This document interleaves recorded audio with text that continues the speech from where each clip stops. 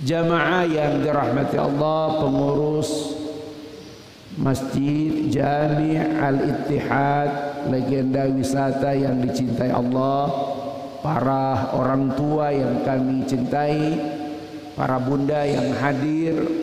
Memang waktu sholat kita lebih pagi ya, lebih pagi ya. Tadi saya dari rumah jam 3:30 lebih dikit ya. Kami perhitungkan kendaraan nyaman ya, dari Bogor alhamdulillah lancar, tidak ada halangan ya. Dan suasananya ada rintik-rintik sedikit, tapi alhamdulillah insyaallah pagi hari ini kita sama-sama duduk menuntaskan satu sunnah Nabi yang ditinggalkan, yaitu berdiam diri setelah sholat subuh di masjid dengan berzikir ya. Dan di antara zikir yang paling utama adalah tilawah, membaca Al-Quran dan mengkaji Al-Quran. InsyaAllah dinaungi oleh para malaikat. Kita akan menuntaskan dengan datangnya waktu syuruk. Kemudian nanti kita sholat isyraq 2 rakaat. Maka setelah itu tuntaslah satu waktu yang paling utama. Bagi bapak-bapak, para bunda yang sudah berusia tertentu, jaga ibadah ini. Subuh sampai syuruk, sama dengan maghrib sampai dengan isya.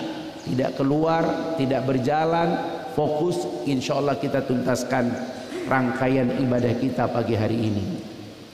Tema kita adalah menjaga ketaatan di tengah ujian, cobaan dan fitnah. Ustaz, kenapa ketaatan? Kata Umar bin Khattab, la islama illa bil jamaah. Tidak ada Islam ini kecuali dengan berjamaah. Wala jama'atan illa bi imarah. Dan tidak ada jamaah kecuali dengan kepemimpinan. Wala imaratan illa bit ta'ah. Dan tidak ada kepemimpinan kecuali dengan ketaatan. Bapak di rumah kalau istri dan anak sudah tidak taat, selesai bapak ya. Sebuah negara kalau ada pemimpinnya tidak lagi ditaati, selesai kepemimpinan. Itulah sebabnya dalam Quran Allah Subhanahu wa taala berfirman, wa may yuti'illaha, surat ya Al-Ahzab ayat 71.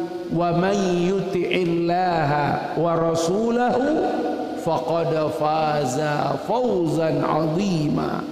Siapapun yang senantiasa taat kepada Allah dan Rasul, maka sungguh dia telah mendapatkan keberuntungan yang paling besar. Tidak ada nikmat dalam hidup kecuali ketaatan. Bapak punya deposito, rumah besar, keluarga, tapi kalau tidak taat, enggak ada. Coba kita lihat tadi kita subuh, senang bisa subuh berjamaah. Siapa yang subuh berjamaah, maka hari ini hidupnya dalam tanggungan Allah, naungan Allah. Ketika kita taat, Masya Allah. Coba jam begini kita belum bangun Pak, kegelisahan. Bahkan bapak hidup tidur di atas dolar sekalipun, kasur bapak itu dolar Pak, nggak ada nilai kalau bapak tidak taat kepada Allah. Nilai diri kita itu hanya ketika kita taat pada Allah Subhanahu wa taala. Makanya Ibnu Abbas ketika menafsirkan kalimat qurrata a'yun ya, menyenangkan hati dalam doa ibadur rahman surat Al-Furqan ayat 74, walladzina yaquluna rabbana hablana min azwajina wa zurriyatina qurrata a'yun. Ini doa tadi dibaca oleh imam, walaupun imam kita tadi boleh jadi belum nikah ya.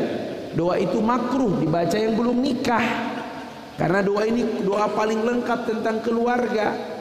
Jadikanlah diriku pasanganku. Pasangannya mana? Masya Allah ya. Memang jomblo itu di mana-mana bermasalah Datang ke ATM bingung, ATM bersama, dia sendirian. Bahkan dengan sandal jepit pun jomblo itu kalah. Jepit aja punya pasangan, jomblo, Masya Allah. Makanya dalam Islam, mohon maaf ini, janda itu hukumnya mubah. Menjanda itu hukumnya mubah. Kenapa? Karena wanita ditanggung oleh 5 pria. Bapaknya, paman atau uaknya, pakle, pakde, saudara laki-lakinya, anak laki-lakinya, kemenakan laki-laki. Yang punya tante sudah hidup sendiri, tanggunganmu. Kalau tidak, dosa. Kenapa? Wanita yang ditinggal mati suaminya atau berpisah atau tidak menikah ditanggung 5 orang pria. Bapaknya, paman, uaknya, ya, saudara laki-lakinya, anak laki-lakinya, kemenakan laki-lakinya. Tapi kalau pria setelah ditinggal mati istrinya menduda, hukumnya kariha, makruh, dibenci, tidak haram tapi tidak disukai. Ya, karena bagi pria itu tak ada yang lebih layak mengurus dirinya kecuali istrinya. Tak ada pria yang lebih pantas kecuali dia tidur bersama istrinya, bukan bantal guling. Makan sendiri, cuci sendiri, Masya Allah. Ya, ada yang duda di sini? Selesaikan DKM, ya, Masya Allah. Gitu. Gitu. Ustaz, apa kata Ibnu Abbas ketika menafsirkan Quran surat 25 ayat 74, qurrata a'yun, anugerahkan pada diri kami, pasangan kami, anak-anak keturunan kami, qurrata a'yun, sesuatu yang menyenangkan hati kami. Kata Ibnu Abbas, makna qurrata a'yun adalah at-ta'a ilallah. At-ta'a ilallah hanya bisa menyenangkan hati kalau anak-anak kita taat kepada Allah. Hanya menyenangkan hati kalau pasangan kita taat pada Allah. Hanya menyenangkan hati, Bu, kalau suami ibu taat pada Allah. Itu yang disebut dengan qurrata a'yun. Makanya ketaatan ini harus kita pelihara. Sampai kapan? Sampai kita berjumpa dengan Allah. Liqa'a ma'a Rabbi, sampai kita berjumpa dengan Allah. Jaga ketaatan.